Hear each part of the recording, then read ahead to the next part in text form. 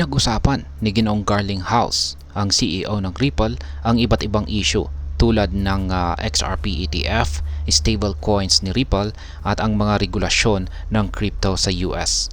Binatikos din po niya ang SEC dahil sa umano'y hindi patas na pagtrato kay XRP kumpara kay Ethereum. At ayan po ang siyang ating pag-uusapan sa video na ito. Pero bago po tayo magpatuloy, ay nais ko lamang po munang bigyang linaw ang aking disclaimer kung saan ang nilalaman po ng video na ito ay hindi po ito isang financial advice. For education and information purposes lamang po ang layunin nito. Ayan, dagdag pa niya rito ay sabi ni Ginong Brad Garlinghouse, si XRP ang siyang magiging isa sa mga crypto winners. Ibig pong sabihin niya ay isa po siya sa mga crypto investment na makakapagbigay ng malaking gain para sa mga investors nito. Kaya ayan, ano ang sinasabi ni Ginoong Garlinghouse tungkol sa pagpili ni SEC ng mananalo? Ayon po kay Ginoong Garlinghouse ay hindi dapat pinipili ng gobyerno ng US kung sino ang mananalo o matatalo sa crypto market.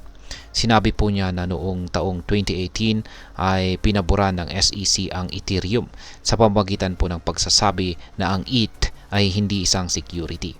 Dahil dito ay nagkaroon ng advantage si Ethereum laban kay XRP na noon ay pangalawang pinakamahalagang asset.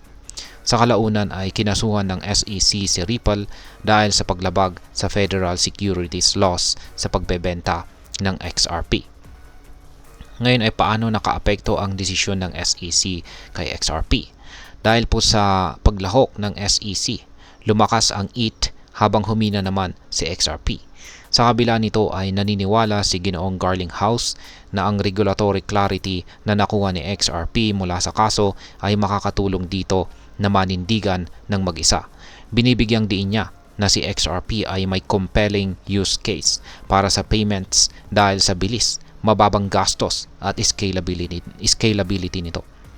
Ngayon ay ano ang inaasahan ni Ginoong Garlinghouse para sa kinabukasan ni XRP? Naniniwala po si Ginoong Garlinghouse na si XRP ay magiging isa sa mga mananalo sa crypto market.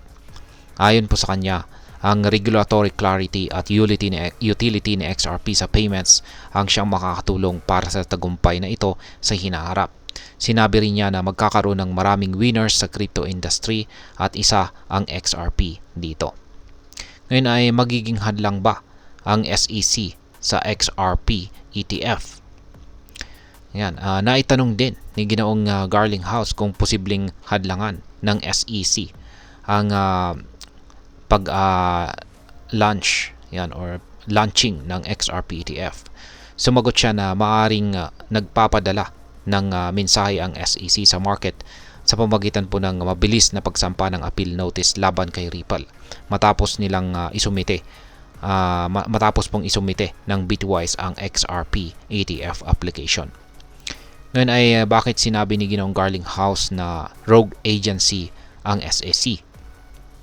Tinawag po ni Ginoong Garlinghouse ang SEC na isang rogue agency na kumikilos sa labas ng batas. Binanggit niya na ang binomial lawsuit bilang ebidensya ng pagiging rogue ng SEC. Ayon sa kanya ay ginamit ng SEC ang mga dokumento mula sa kaso nila laban kay Ripple. Ngunit hindi nila inamin na natalo sila sa kaso.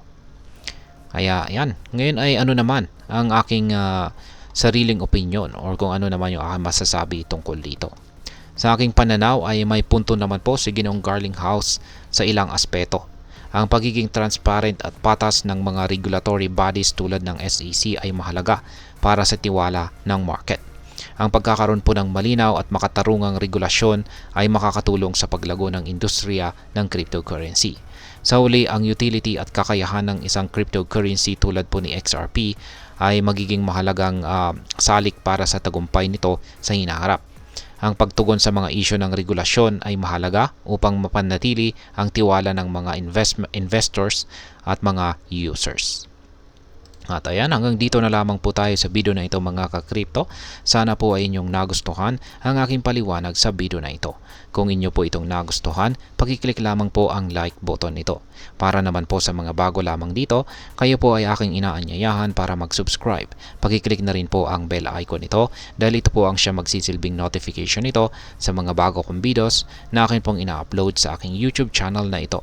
Marami pong salamat sa panonood, ingat po tayo lagi at God bless po sa ating lahat.